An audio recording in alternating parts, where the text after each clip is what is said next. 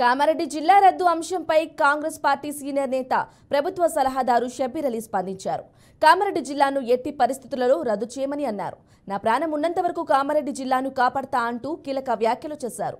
రైతులకు రైతు బంధు ఇవ్వకుండా కేసీఆర్ అడ్డుకున్నారని, ఏ ముఖం పెట్టుకుని కామారెడ్డికి మళ్లీ ఓటు అడుగుతున్నారని మండిపడ్డారు. నల్లధనాన్ని తీసుకువచ్చి జన్ధన్ ఖాతా ఉన్న ప్రతి వ్యక్తి ఖాతాలో 15 లక్షల రూపాయలు డిపాజిట్ చేస్తారని చెప్పి మోదీ మోసం చేశారన్నారు.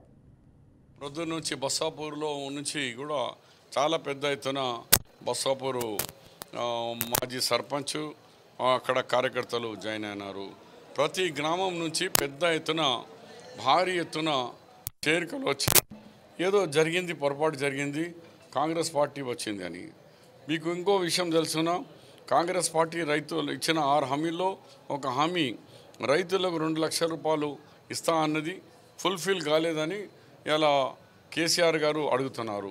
కేసీఆర్ గారు మీరు 1 లక్ష ఇస్తా అని ఇప్పటివరకు 10 సంవత్సరాలు ఇచ్చినా ఒక్కసారన్నా. మేము 15 ఆగస్టు నాడు 2 లక్షల రూపాయల రుణమాఫీ పక్కా చేస్తాం. నిన్న కేసీఆర్ గారు జిల్లా పోతుంది అన్నారు. ఎవరు జాగీర్ కాదు, కామారెడ్డి జిల్లా తీయడం ఎవరు తరం కాదు. షబ్బీర్ అలీ బతికి ఉన్నంతసేపు మేము కాంగ్రెస్ పార్టీ అలాంటి ఆలోచన లేదు, అలాంటిది లేదు. అదొక ఆయనకి ఎవరు జనం వస్తలేరు, ఏదో ఒకటి చెప్పాలి కాబట్టి కామారెడ్డి జిల్లా రక్షించుకోండి అన్నాడు. అరే మేము ఇంకా బతికి ఉన్నాం, తెలంగాణ ఇచ్చిన వాళ్ళం రా బాబు మేము. కేసీఆర్ నీతిగా డూప్లికేట్ నాటక్ కాదు. ఇదే సురేష్ షట్కర్.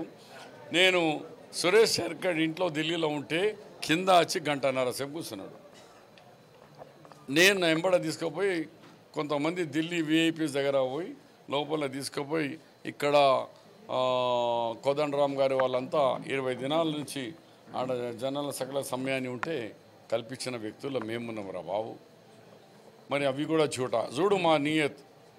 రైతు బంధు మొత్తం అయిపోయింది. తర్వాత మొన్న నష్టపోయిన వడగాడితో రాళ్ల వర్షంతో మన ఏ పంటలు నష్టపోయినో 15,000 ఎకరాల్లో కామారెడ్డికు 10,000 ఎకరాలు 9,201 రైతులకు 10,000 చొప్పున లాభం వస్తున్నది.